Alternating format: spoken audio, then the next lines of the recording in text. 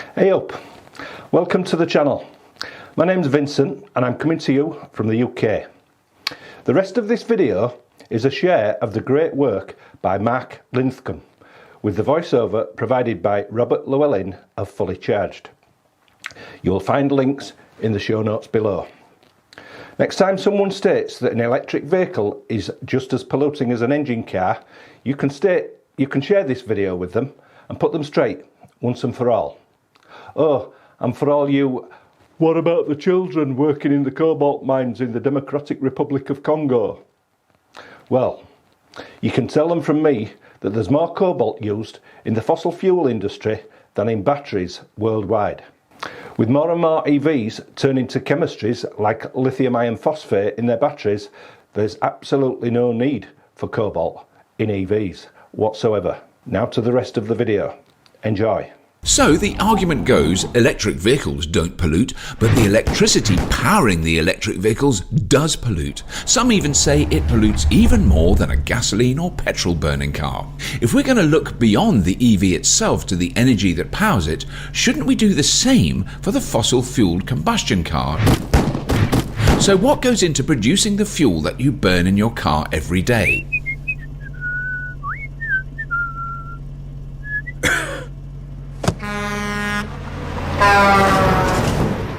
Gasoline or petrol starts as oil, on average 5,900 feet below the surface of the earth. A great deal of oil is extracted using what is called a pump jack. Pump jacks don't run by themselves. In most cases, they use electricity. It takes, on average, 9,960 kilowatt hours of electricity every month to drive one pump jack. To put that in context, that is enough electricity to power a Tesla Model 3 for 34,860 miles. In the United States, there are an estimated 435,000 oil wells using pump jacks. Estimated electricity use for these wells is over 4,300 gigawatt hours a month. That is a lot of electricity, and that is just to get the oil out of the ground. If we used that electricity to power electric vehicles directly, it would be enough to power over 15 million electric vehicles for a month. That's just US oil wells on land. What about deep sea drilling? The most common way of powering an offshore oil rig is with a diesel generator. An average oil rig generator uses 20 to 30 metric tons of diesel per day. The electrical equivalent to this is 300,000 kilowatt hours. There are an estimated 1,470 offshore oil rigs in the world using over 1.3 billion kilowatt hours of energy a month. All this oil pumping combined would be enough to power 19.5 million electric vehicles per month. This is just from the energy used to pump the oil out of the ground in the US and offshore. So not only does the fuel pollute when we burn it in our cars, we are also using a huge amount of electricity just to pump the oil that makes the fuel. Combining the pollution from the tailpipe emissions with the emissions generated to pump the oil out of the ground is not a pretty picture. And pumping oil is not clean. Millions of gallons are spilled into the ocean every year, causing havoc for fish and other wildlife. Then that oil needs to be transported. Most of the oil is pumped through pipelines. There are over 337,000 miles of pipeline in the world, carrying most of the 100 million barrels a day we consume. These pipelines use pump stations that use even more energy. Oil is also shipped. The oceans are unregulated as regards emissions, so ships use the cheapest, dirtiest fuel possible to keep costs down, making them one of the largest pollution sources on the planet. Shipping is responsible for an estimated 1 billion tons of CO2 per year, and 10% of that is shipping oil. Because these tanker ships pollute so much, many countries do not allow them to operate near their coastline, so they have to be towed into port where the oil is transferred to a refinery. Refining oil takes a huge amount of energy and generates even more pollution. Refining is done by heating oil up to 800 degrees Fahrenheit or 420 degrees centigrade. Heating 100 million barrels of oil a day to these temperatures requires an enormous amount of energy. Heating this oil generates so much pollution, refineries create a serious health hazard anywhere they operate. Refineries are the #1 pollution source in many major cities around the world. It is so bad that people living near these refineries have a marked increase of lung disease. Once the oil has been refined, it is transported to fuel stations in diesel trucks, creating even more pollution. Then this fuel is burned in cars and trucks right in our cities where we live and breathe. These cars and trucks have internal combustion engines that are extremely inefficient. 70% of the energy from burning fossil fuels is wasted as heat, while only 30% goes to turn your wheels. So after we use all that electricity pumping oil out of the ground, refining it, transporting it, we then waste 70% when we burn it. Fossil fuel production is an incredibly dirty, inefficient process from start to finish. When we contrast all this to powering an electric vehicle, the difference is very stark. Electricity does not need to be pumped from thousands of feet underground, transported with trucks or trains, or pumped along pipelines. It does not need to be shipped overseas. It does not need to be refined, and it is not polluting where we live and breathe.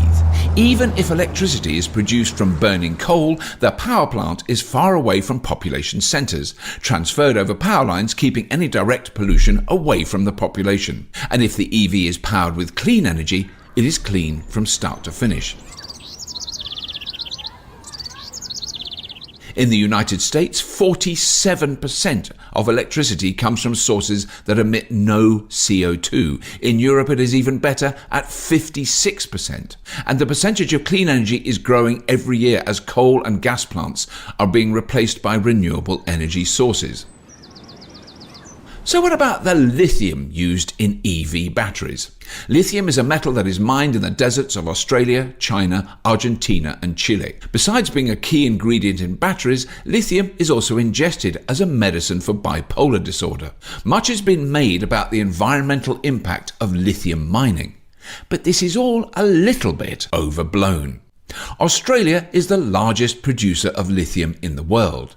If there were any major environmental problems with this mining, some Australians would be talking about it. But what is Australia really talking about when it comes to pollution? Oil refining.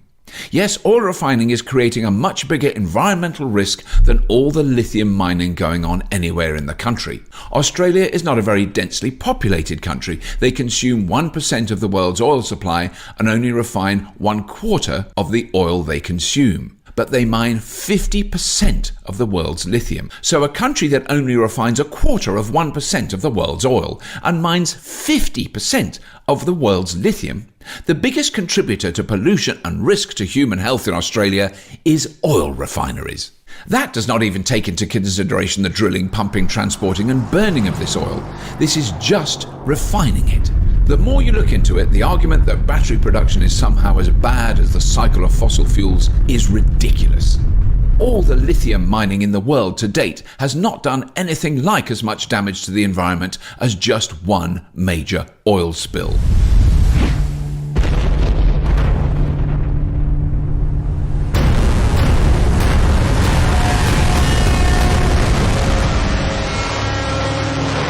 So, what about the batteries? What happens to EV batteries when they get old and are discarded?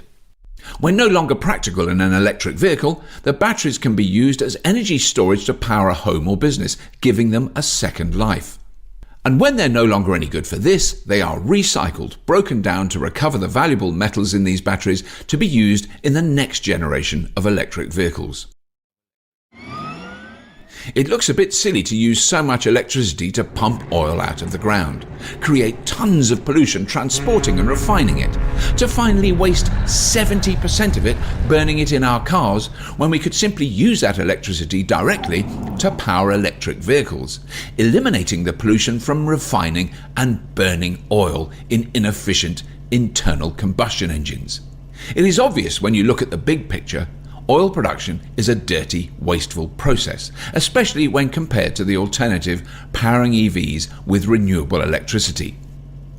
Look at that. That doesn't look too good. Now it looks a little better. I think I'm going to try this one out. Okay, yeah. Oh, nice inside. Wow. Oh, sorry. Wow, this thing's fast. See ya.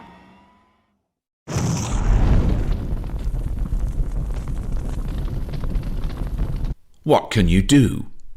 One of the last obstacles preventing many people from going electric besides misinformation is people who live in apartments and condominiums with shared parking. Many of these residents have no way to install a car charger. If you are a lawmaker, sit on a city council or a local council, if you serve on the board of a housing association, if you own rental property, you can do something to help. Vote to install car chargers, or indeed install them yourselves in car parks or on the street, so people who live in apartments can have a place to charge their electric vehicle. There are companies that even offer ways for you to make a profit from these chargers. Support the taxing of fossil fuels and using the subsidies to support the shift to electric vehicles. With the right incentives and political will, change can happen very quickly. In Norway, they have made a huge shift to electric vehicles in a very short time. Electric vehicle sales in Norway have reached over 50% of all vehicles sold. Support the installation of solar panels wherever possible. Going solar is now cheaper than buying electricity from the grid and starts paying for itself from day one. And if you are fortunate enough to own your own home, get an EV and install solar panels. You will save thousands on fuel and electricity and have the peace of mind knowing that you are not contributing to the horribly dirty oil and gas industry. Share this video, post it to forums like Reddit, Nextdoor, Facebook and others to help spread the word. Lastly, this is an open source video. You are free to translate this video into another language for reposting. Contact us to download a version you can add a translated voiceover and text to. The day when our cities are clean of sulfur dioxide, carbon monoxide and other toxic chemicals and particulates emitted from tailpipes and oil refineries can happen. We have the technology to do this now. Supporting this transition to electric transportation will bring this day closer to fruition. We hope you enjoyed this video. Thanks for watching and stay clean.